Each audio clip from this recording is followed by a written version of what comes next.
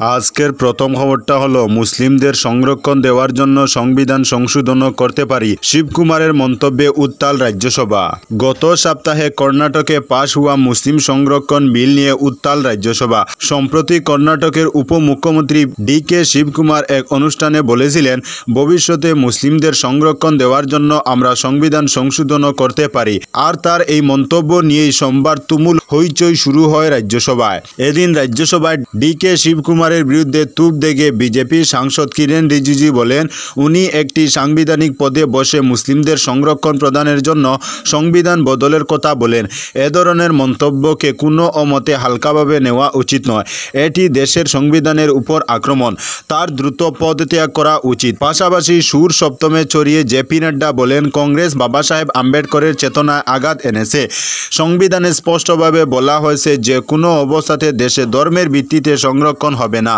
তারপরেও এই ধরনের আইন আনতে উদ্যত হয়েছে কংগ্রেস। উল্লেখ্য, কর্ণাটকের সরকারি টেন্ডারের ক্ষেত্রে মুসলিম ঠিকাদারদের জন্য যে 4% সংরক্ষণ দেওয়া হয়েছে, প্রথম থেকেই তার বিরোধিতা করে এসেছে বিজেপি। এই বিজেপির প্রশ্ন ছিল, এই তুষামুদের রাজনীতির সীমা কোথায়? মুভি ও ট্রেনের টিকিটেও কি এবার মুসলিমদের জন্য আলাদা লাইনের সংরক্ষণ থাকবে?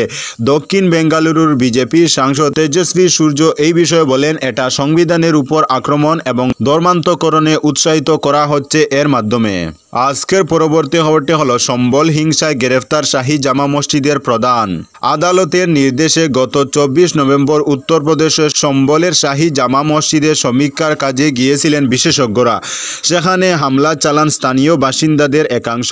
জনতা পুলিশ সংঘর্ষে 4 জনের মৃত্যু হয়। 29 জন পুলিশকর্মী ও বেশ কয়েকজন বিক্ষোভকারী আহত হন। ওই ঘটনার তদন্তে নেমে রবিবার শাহী জামা মসজিদের প্রধান জাফর আলীকে গ্রেফতার করেছে রাজ্য পুলিশের বিশেষ তদন্তকারী দল সিট। এর আগে তাকে একাধিকবার তদন্তকারীদের সামনে হাজির হওয়ার জন্য নোটিশ পাঠানো হয়েছিল, কিন্তু প্রতিবার হাজিরা এড়িয়ে যান জাফর আলী। শেষ পর্যন্ত রবিবার হাজিরা দিয়েছিলেন তিনি। দীর্ঘ জিজ্ঞাসাবাদের পর তাকে গ্রেফতার করা হয়। সম্বল হিংসার ঘটনায় মোট 12টি মামলা দায়ের করা হয়েছে। তার মধ্যে 6টি মামলায় চার্জশিট জমা পড়েছে। অভিযুক্ত করা হয়েছে 159 জনকে। 24 নভেম্বরের হামলায় বিদেশি আগ্নেয়াস্ত্র ব্যবহার করা হয়েছিল বলেও চার্জশিটে উল্লেখ রয়েছে। সম্বলে হিংসা ঠেকাতে কড়া নিরাপত্তা বন্দোবস্ত করেছে প্রশাসন। আকাশপথে ড্রোনের মাধ্যমে চলছে নজরদারি। আজকের পরবর্তী খবরটি হলো, বেড়া চুরি করতে গিয়ে হাতে নাতে ধরা পড়ল 3 চোর। দিন দুপুরে সাহসিকতার চরম নজির। বাজারিছড়া থানার অন্তর্গত ডেঙ্গারবন্দ এলাকায় জাতীয় সড়কের ধারে কাঁসার সংলগ্ন মাঠে চড়ানো বেড়া চুরি করতে গিয়ে হাতে নাতে ধরা পড়ল 3 চোর।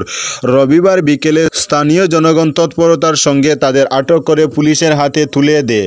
জানা গেছে, নিলামবাজারের আবু বকর, বদরুল হক এবং কাইস্তগ্রাম এলাকার নীলম শর্মা 3 জন AS 10BC 0508 নম্বরের একটি এপি গাড়ি নিয়ে ঘটনাস্থলে পৌঁছায়। তারপর তারা মাঠে চড়ানো বেড়াগুলিকে ধরে গাড়িতে তুলে গেলে স্থানীয় বাসিন্দারা তাদের হাতে নাতে ধরে ফেলে। উত্তেজিত জনতা কিছুটা উত্তম মধ্যম দিয়ে চোরদের পুলিশে সোপর্দ করে।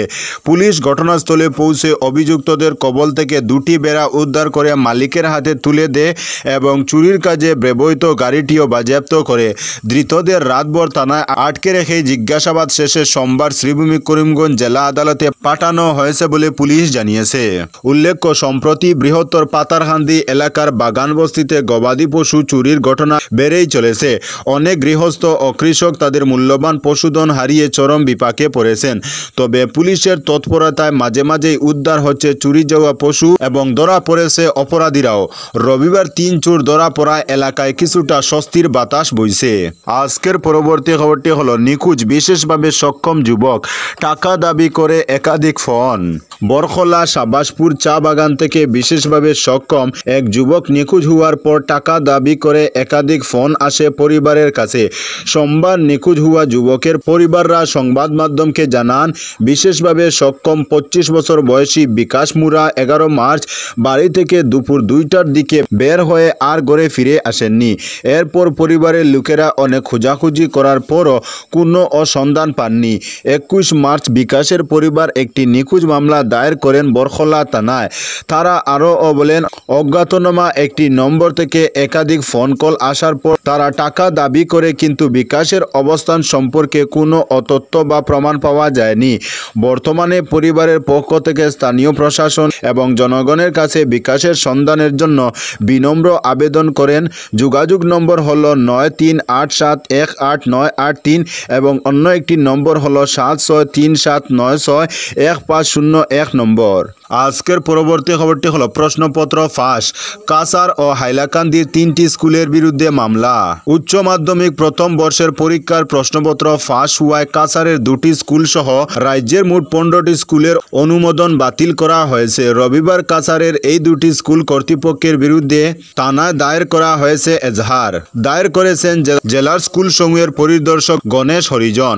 বেসরকারি স্কুল দুটি হল শিলচর সোনাই রোডের প্রেসিডেন্সি সিনিয়র সেকেন্ডারি স্কুল ও লক্ষ্মীপুর ফুলেরতল এলাকার এডিট ডগলাস উচ্চ মাধ্যমিক স্কুল। স্কুল পরিদর্শক এজাহার দায়ের করেছেন শিলচর সদর থানায়। পুলিশ সূত্রে জানা গেছে, এডিট ডগলাস স্কুলের বিরুদ্ধে মামলা স্থানান্তরিত হবে লক্ষ্মীপুর থানায়। এদিকে শহরের প্রজেক্ট ই রোডের উকিলপট্টি অবস্থিত হাইলাকান্দি সায়েন্স সিনিয়র সেকেন্ডারি স্কুলের অধ্যক্ষ আব্দুল হাসান বরবুইয়া পলাতক বলে জানা গেছে। উচ্চ মাধ্যমিক প্রথম বর্ষের গণিত বিষয় প্রশ্নপত্র ফাঁসের ঘটনায় এই বেসরকারি স্কুলের নাম জড়িয়ে পড়ার পর স্কুলটির বিরুদ্ধে কঠোর ব্যবস্থা নেওয়া হয়। অভিযোগ পাওয়ার পর আসাম রাজ্য বিদ্যালয় শিক্ষা বোর্ডের নির্দেশে জেলার লিড কলেজ শ্রী কিষাণ সারদা কলেজের অধ্যক্ষ ডক্টর রতন কুমার হাইলাকান্দি সদর থানায় একটি এফআইআর দায়ের করেন। মামলা হাতে পাওয়ার পর শনিবার police Hailakandi science senior secondary স্কুলে অভিযান চালায়। তবে চলতি 2025 সালে বোর্ড পরিচালিত একাদশ শ্রেণীর ফাইনাল পরীক্ষায় যারা পরীক্ষা দিচ্ছেন তাদের পরীক্ষায় বসতে এই আদেশে কোনো বাধা থাকবে না। আজকের পরবর্তী খবরটি হলো সাংসদদের 24,000 করে বেতন বাড়ল। সপ্তাহের শুরুতেই সুখবর, বেতন বাড়ল সাংসদদের, সঙ্গে বাড়ল পেনশন ও দৈনিক ভাতা। দীর্ঘ 7 বছর পর বেতন বৃদ্ধি পেতেই খুশি সাংসদেরা। এবার এক নজরে দেখে নেওয়া যাক সাংসদদের বেতন এবং ভাতা কত হলো। বর্তমানে সাংসদদের বেতন 1 লক্ষ টাকা, তা বেড়ে দাঁড়ালো 1,24,000-এ। 1 লাফে 24,000 টাকা করে বেতন বাড়ল। অন্যদিকে বর্তমানে সাংসদদের দৈনিক ভাতা 2,000 টাকা করে, সেটা বেড়ে দাঁড়ালো 2,500 টাকা। এছাড়াও বর্তমান ও প্রাক্তন সাংসদদের মাসিক পেনশন 25,000 টাকা থেকে বেরিয়ে 31,000 টাকা করা হয়েছে। উল্লেখ্য, বর্ধিত বেতন কার্যকর হবে 2023 সালের 1 এপ্রিল থেকে। অর্থাৎ ওই সময় থেকে যা বর্ধিত বেতন পাওয়ার কথা তা এরিয়ার হিসেবে দিয়ে দেওয়া হবে সাংসদদের। সাংসদদের বেতন ভাতা ও পেনশন আইন 1954 অনুযায়ী করা হয়েছে বলে কেন্দ্রের পক্ষ থেকে জানানো হয়েছে। আজকের পরবর্তী খবরটি হলো গাজা এক সপ্তাহে 600 জন ফিলিস্তিনির মৃত্যু। মার্কিন প্রেসিডেন্ট ডোনাল্ড ট্রাম্পের সুরে সুর মিলিয়ে প্যালেস্তিনীয়দের গাজার প্রতিবেশী আরব দেশগুলিতে পাঠিয়ে দেওয়ার পক্ষে সওয়াল করেছিলেন ইসরায়েলের প্রধানমন্ত্রী বেঞ্জামিন নেতানিয়াহু। এবার সেই বার্তা কার্যকর করার ইঙ্গিত মিলল।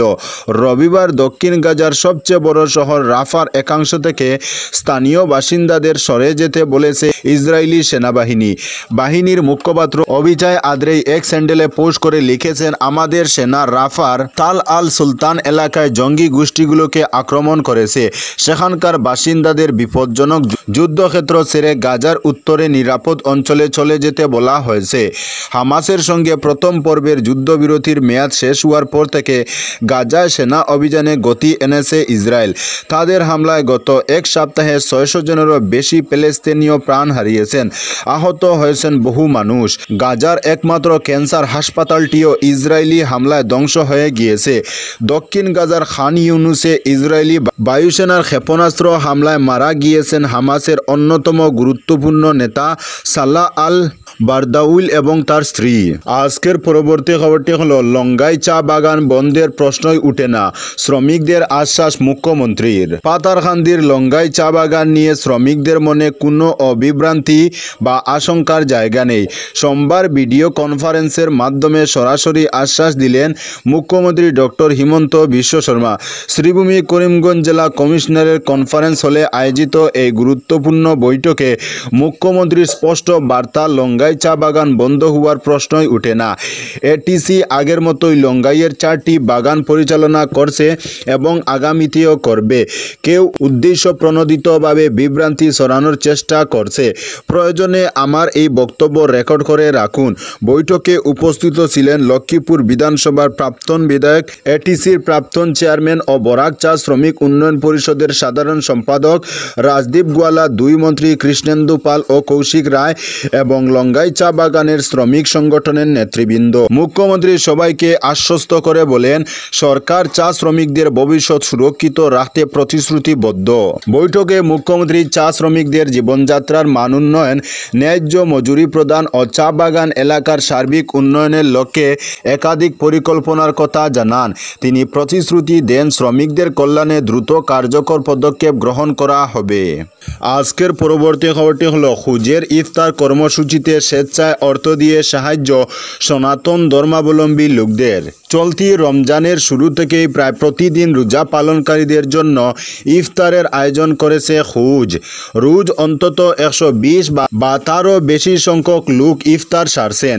এই ব্যয়বহুল আয়োজনে ইসলাম ধর্মাবলম্বীদের পাশাপাশি আর্থিক সহযোগিতার হাত বাড়িয়ে দিয়েছেন সনাতন ধর্মাবলম্বীরা। সংস্থার সভাপতি বিশিষ্ট শিশুরোগ বিশেষজ্ঞ ডক্টর এম মাসুম, সাধারণ সম্পাদক সজল লস্কর জানান, রোজা রেখে কাজের জন্য শহরে আসতে হয়, কিন্তু সময় মতো বাড়ি ফিরতে পারেন না অনেকেই। ফলে এদের বেশিরভাগকেই ইফতার সারতে হয় হোটেলে। এটা একদিকে যেমন বেসাপেক্ষ, অন্যদিকে বেশ কষ্টকর ও মূলত এদের এবং আর্থিকভাবে দুর্বলদের কথা চিন্তা করে এই পদক্ষেপ খুঁজের। সজল লস্কর জানান, প্রতিদিন 100 থেকে 120 জন রোজা পালনকারী অংশগ্রহণ করেছেন ইফতারে। তবে শুক্রবার এবং রবিবার এই সংখ্যা পেরিয়ে যাচ্ছে 170-এর ঘর।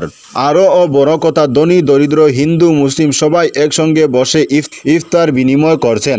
তিনি আরও জানান, এবছর মহিলাদের সংখ্যা সবচেয়ে বেশি এবং এদের প্রায় সবাই আর্থিকভাবে অত্যন্ত দুর্বল। সম্প্রতি হাইলাকান্দি এবং শ্রীভূমি করিমগঞ্জ জেলায় ও খুঁজের ইফতার মেহফিলে একই দৃশ্য দেখা গিয়েছে। তো বন্ধুরা, আজকের জন্য এতটুকু। পরবর্তী কোনো নতুন ভিডিওতে দেখা হবে, তখন অবধি ধন্যবাদ।